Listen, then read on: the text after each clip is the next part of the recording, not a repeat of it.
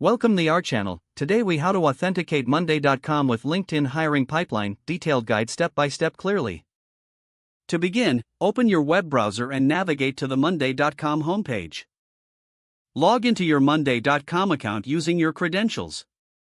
Once logged in, locate the Integrate button on your dashboard. Click on it to open the Integration Center. In the search bar, type LinkedIn. Select the LinkedIn integration from the list of available options. You will be directed to the Integration Details page. Here, you'll find information about how the integration works. Next, click on the Connect button to initiate the authentication process.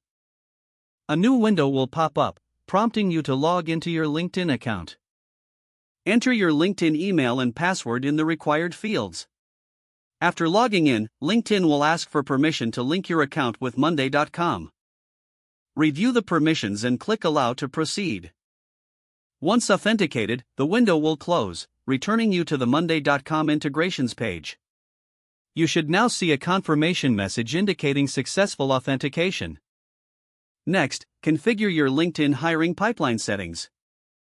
Choose the specific LinkedIn features you wish to integrate with monday.com. Map the LinkedIn fields to their corresponding monday.com columns. Ensure that all required fields are correctly set up. Once your settings are configured, click on Start Integration. Monitor the setup to ensure everything is functioning as expected. You can now start using the LinkedIn hiring pipeline within monday.com. Test the integration by creating a new hiring board. Check if LinkedIn data populates correctly in your monday.com board. Adjust any settings if necessary for optimal performance. Congratulations, you have successfully authenticated monday.com with your LinkedIn hiring pipeline. If the page does not load, refresh the browser or try again in a private or incognito window.